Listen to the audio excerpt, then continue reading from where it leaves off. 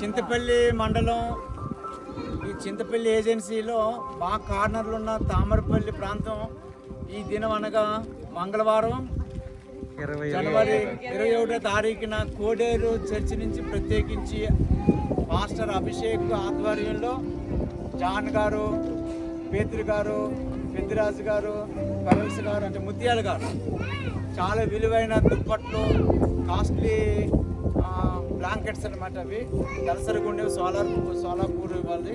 తర్వాత సారీస్, పిల్లలకి వేర్స్, తర్వాత చాక్లెట్స్, కిట్ చెప్పున బెలూన్స్, చాలా వస్తువులు ఇక్కడికి తెచ్చి వాళ్ళ ప్రేమతో ఇక్కడున్న ప్రజలకు పంచిపెట్టడం జరిగింది. వాళ్ళకి ఇచ్చేటప్పుడు వారు మొక్కల్లో చిరునవ్వు, ఆనందం, దేవునికి మహిమ కలుగుతుందని సో సంతోషం వాళ్ళు అనుభవించారు. ఇక్కడ రావడాన్ని బట్టి వాళ్ళు చాలా హ్యాపీ ఫీల్ అయ్యారు. ఇది ఈ ప్రాంతానికి అలాగనే కోడేరు సంఘానికి ఆశీర్వాదకరంగా ఈ ప్రోగ్రాం జరిగిందని భవిష్యత్తులో దేవుడు అనేక కార్యక్రమాలు ఈ కోడేరు చర్చి ద్వారా ఈ ఏజెన్సీ ప్రాంతాల్లో దేవుడు జరిగించడానికి వారిని ఆశీర్వదించాలని నేను మనసారా కోరుకుంటున్నాను. దేవుడు కోడేరు సంఘాన్ని బట్టి దీవించి ఆస్వాదించి కాపాడును గాక, ఆయనకి మహిమ కలుగును గాక. ఆమె ఇప్పుడు మన పెద్దలు ఈ ప్రాంతంలోని బాగా పాతకాలపు స్త్రీలతో వాళ్ళ ట్రెడిషన్, అది వాళ్ళ వస్త్రాలు, ఆ ట్రెడిషన్ వాళ్ళతో ఫోటో తీయించుకున్నారు. జాన్ గారు బిగుసు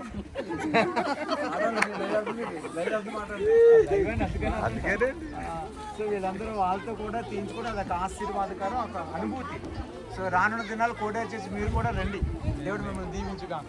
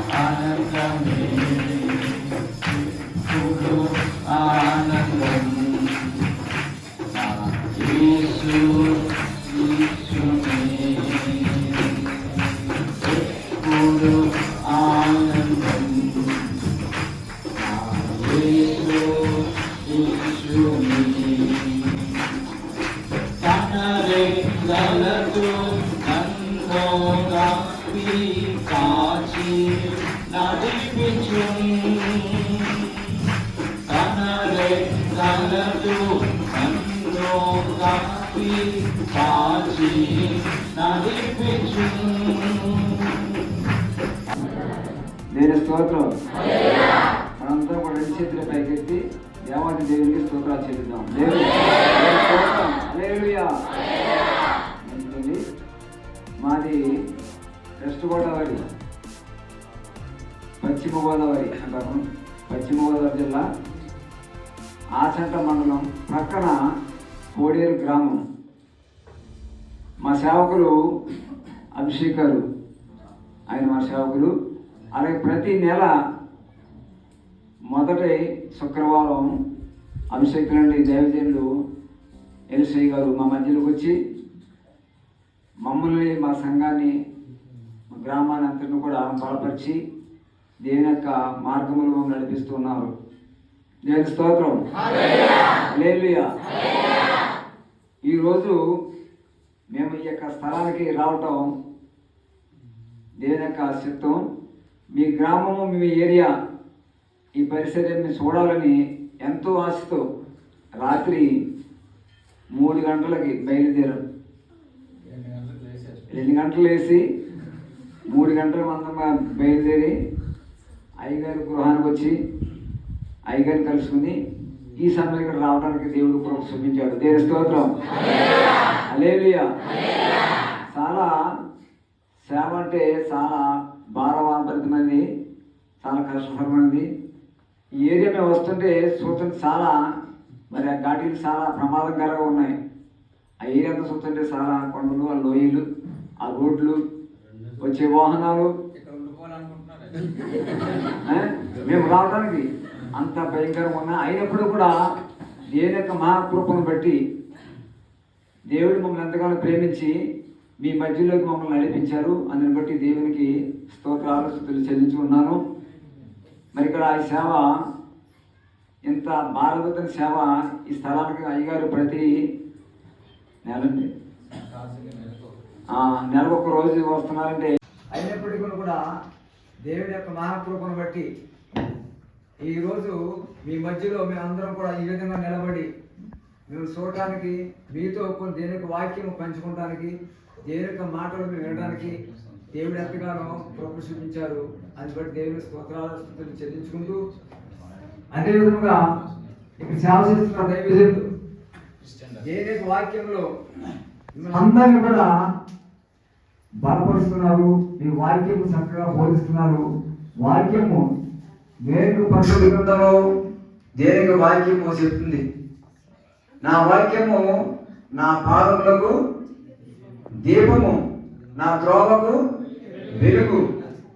దేవుడు మనకు వెలుగై ఉన్నాడు. దేవుడు వెలుగై ఉన్నాడు కనుక మనకంత గాఢంధకార పల్లెలో నేను సంచరించినను ఏ అపాయంలోకి నేను భయపడను. అంటే ఎంత భయంకరమైన ఏరియాలో మనం చేస్తున్నప్పుడు కూడా దేవుడు మనకు తోడై ఉన్నాడు. దేవుడు మనకు ఎంతగానో తోడై ఉన్నాడు కనుకనే ఏ స్థలంలో మనం సంచరించినా, ఏ పని చేసినా కానీ దేవుడు మనకి తోడై ఉన్నాడు అని సత్యాన్ని మనం గ్రహించాలి. సత్యమైన వాక్యము దేవుని యొక్క వెలుగులో మనం నడవాలని, దేనికి వాక్యము మీరు చక్కగా విని ప్రభు యొక్క శిక్షలోను ఆయన యొక్క మా త్రోవలో మీరు నడవాలని కోరుకుంటూ ఈ మాటలు నేను ముగిస్తున్నాను. అందరికీ వందనాలు. మిమ్మల్ని చూస్తే నాకు చాలా ఆనందం వేసింది. అంటే మేము ఒకసారి రావాలని చూసాం, కానీ అది రీచ్ మేము రాకపోయాం. కానీ అయ్యగారి మాట చెప్పి మేము ఉత్సాహపడి రావడానికి మాకు చాలా ఆనందం వేసింది. మిమ్మల్ని చూస్తే నాకు చాలా సంతోషంగా ఉంది. మేము చేసిన ప్రయాణం అంతా కూడా మిమ్మల్ని చూసి మీ క్రమశిక్షణ, మిమ్మల్ని చూసి మాకు చాలా నేర్చుకోవాలనిపించింది. మేము ఊహించుకోవాలంటే మీరు అద్భుతంగా మీ పరిచయంగా మీ విధానం మాకు చాలా నచ్చింది. అక్కడ ఎలిషా గారి గురించి చెప్పాలంటే చాలా చెప్పాలి. మా గ్రామం అంతా హిందువులు, మేము విగ్రహారాధికులు. అయినా కానీ మీ ఎలిషా గారు చిన్నప్పటి నుంచి మేము అసలు విగ్రహారాధనే బాగా చేసేవాళ్ళు. ఎలిషా గారు వచ్చి అక్కడ చర్చి కట్టి మమ్మల్ని అందరినీ నడిపించి మా గ్రామం అంతా అభివృద్ధి చెందింది. అయ్యగారు ప్రతి ఏ సమస్య వచ్చినా మాకు వచ్చి చెప్తారు. ఏ కార్యక్రమాన్ని సరే మేము పిలుచుకుంటాం. అయ్యగారు ఎలా చెప్తే మేము అలాగే చేస్తాం. అందరం మేము కూడా దీవించబడతాం. మీరు కూడా దీవించబడాలని మా వచ్చిన టీం అందరినీ వరకు మీరు ప్రార్థన చేయండి. అలాగే దైవజనులకు కోసం, స్థానిక పాస్టర్ గారి కోసం, ఈ సంఘం కోసం అందరూ ప్రార్థన చేయాలని, ఈ చిన్న వినపం ఉంటారని తెలియజేస్తాను. అందరికీ వందాలండి. మా సోదరు చెప్పినట్టుగా మాది ఒక వెస్ట్ గోదావరి, పశ్చిమ గోదావరి జిల్లా. మేము ఏంటంటే పూర్వం నుంచి మేమందరం కూడా విగ్రహాలు చేసుకోవాలి ఎక్కువ. అటువంటి అభిషేక్ గారు ఫాదర్ గారు కాలం చేశారు. అప్పటి నుంచి మేము అయ్యగారు సత్యనారాయణ గారు ఈయన చిన్నప్పుడే ఆయన కాలం చేస్తే అయ్యగారు తోడుగా ఉండి ఎలిసయ్య గారు ఆయన ముందర అగ్రహాన్ని కుటుంబాన్ని నడిపించి మంచి మందిరం కట్టించారు. ఆ మందిరం మేమందరం ఒక విశ్వాసంగా ఉన్నాం. మీరు కూడా ఈ మందిరం చూస్తుంటే ఈ మందిరం స్లాబ్ వేయాలనుకుంటున్నాను నేను. ఇప్పుడేంటి ఈ స్లాబ్ కోసం ప్రార్థన చేయండి. దానికి ఎప్పుడు ఏమి సహాయం చేస్తా నేను కూడా అడుగున్నాను. దానికోసం ప్రార్థన చేయండి అందరూ కూడా. మా ప్రయాణంలో కూడా ముందుకు వెళ్ళాలని మళ్ళీ ఎప్పుడైనా ఇక్కడ రావాలని కూడా ప్రార్థన చేయండి. దేవుని చూస్తున్నాం. అదే దేవుని నామానికి మహిమ ఘనత ప్రభావం మన యేసుకి చెల్లుగాక.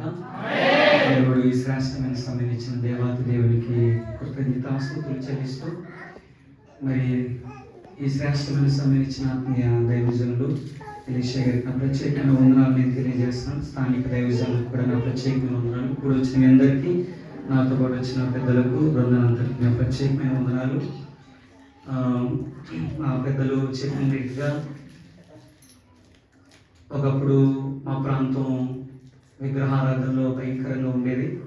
అప్పుడు నేను చిన్నప్పుడు నాన్నగారు ఆయన ఈ లోకయాత్ర ముగించుకున్న సమయంలో దైవజనులు మా ప్రాంతానికి వచ్చినప్పుడు నేను నన్ను తీసుకెళ్ళి చదివించుకుంటానని చెప్పి 5th క్లాస్లో 5వ తరగతిలోనే దైవజనులు నన్ను తీసుకెళ్ళిపోయి పిఠాపురంలో నన్ను చిన్నప్పటి నుంచి దైవజనులే నన్ను చదివించి మరి ఒక మాటలో చెప్పాలంటే ఈ రోజు ఈ స్థితిలో ఉన్నానంటే మొదటిదిగా దేవుని కృప, రెండోదిగా మా ఎన్నికలను మా కొరకు ప్రార్థించే దైవజనులు. దేవునికి స్తోత్రం చెప్పాలి.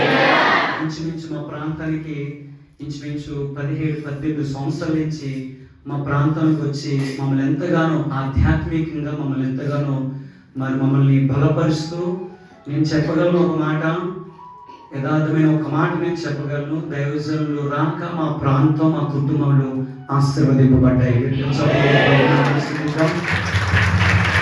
నిజంగా నిజంగా మా ప్రాంతాలు ఎంతో దీవించబడ్డాయి. ఆధ్యాత్మిక మేము కూడా మమ్మల్ని ఎంతగానో బలపరుస్తారు, మమ్మల్ని ఎంతగానో ఆదరిస్తారు, మమ్మల్ని ఎంతగానో ధైర్యపరుస్తారు. అన్ని విషయాలు మమ్మల్ని ఎంతగానో మమ్మల్ని ఎంతగానో ఆధ్యాత్మికంగా నడిపిస్తూ మాకు ఎంతగానో మాదిరికరంగా ఉంటున్న దైవజనులు ఈరోజు దైవజనుల యొక్క సమక్షంలో మీ ప్రాంతానికి రావడం, లాస్ట్ ఇయర్ కూడా వేరే ప్రాంతానికి వచ్చాం. మాకు కలిగి ఉన్నది మేమందరం కూడా వచ్చాము. లాస్ట్ ఇయర్ కొంతమంది వచ్చారు, ఈ ఇయర్ మేమిద్దరం వచ్చాం. కొత్తగా పీతర్ గారు, జాన్ గారు, ముత్యాల గారు వచ్చారు. ప్రాంతాలు చూడాలని ఆశ. రెండవదిగా మాకు కలిగి ఉన్న దాంట్లో మరి ఇచ్చే వెళ్ళిపోతున్న వారు ఉన్నారు, కానీ మరి మీ ప్రాంతాలకు వచ్చి ఇలా చూసి విలువైనవి వీచి వెళ్ళాలనేది నిజంగా ప్రభు మాకు ఇచ్చిన గొప్ప ధన్యత. మాకు ఏదో ఉన్నది కాదు, కలిగి ఉన్నదే మీకు ఇవ్వడానికి మేము వచ్చి. లాస్ట్ టైం అయితే మేము ఓన్లీ సారీసే ఇచ్చేసి వెళ్ళిపోయాం. చిన్నపిల్లల విషయం మేము అసలు ఆలోచించలేకపోయాం, కానీ మేము చాలా బాధపడ్డాం. అరే చిన్నపిల్లలు ఉన్నారని చాలా బాధపడి వారికి కూడా ఏదో చేయాలని. మా ప్రాంతం మేము చేయగలుగుతాం, చేస్తే గుర్తింపు ఉండదు. కలిగి ఉన్నారు, అందరూ కలిగి ఉన్నారు, కానీ ఈ ప్రాంతాలు నిజంగా ఈ ప్రాంతాలన్నీ కూడా దేవునికి స్తోత్రం. మా కొరకు మీరు ప్రార్థన చేయండి. నిజంగా అంకులు చెప్పినట్లుగా ప్రభు చిత్తమైతే మరలా వస్తాం. మాకు మా యూత్ బిడ్డలు కూడా ప్రతి నెల దైవజనులకి 150 అని చెప్పి ఇంచుమించు 1000 రూపాయలు మరి ట్రైబల్ ఏరియాకు వారు మా సంఘం నుంచి చాలా ప్రోత్సాహం ఉంది. కేవలం దేవుని కృప. ఆ ఆత్మీయతలోనికి ఇలా ఇచ్చటలో మరి మమ్మల్ని నడిపించడానికి ముఖ్య కారకులు దైవజనులే. మరి అందరిని బట్టి మనసారా ప్రభుని స్తుతిస్తూ వారి త్యాగం, మన సమర్పణ ఇలాగ రావడం మేము కొంచెం నాకంటే కొత్త ఏమి కాదు. మరి మాకు కొంత అంకులకి చాలా భయం, ఎందుకంటే ఆ కొండలెక్కి దిగి ఎక్కడ జాన్పల్ గారు కారు వస్తుంటే తాతగారు జైల్లో ఉన్నప్పుడు ఏ ప్రాంతంలో కొండెక్కి ఆగిపోయి పొగలు వచ్చేసినాయని చెప్తున్నాడు. ఒకసారి అయితే పాస్టర్ గారు అంతా డ్రైవింగ్ చేస్తున్నప్పుడు స్కిడ్ అయిపోయి జారిపోతుందని చెప్పారు. నిజంగా చెప్పాలంటే చాలా త్యాగం.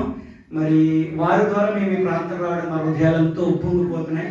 మళ్ళా ప్రభు చేతి మీద వస్తాం. ఇలా మనసారా ప్రభుని స్తుతించాలని మేము కోరుకుంటున్నాం. అంతవరకు దేవుని కృప మనకు తోడే ఉండును గాక.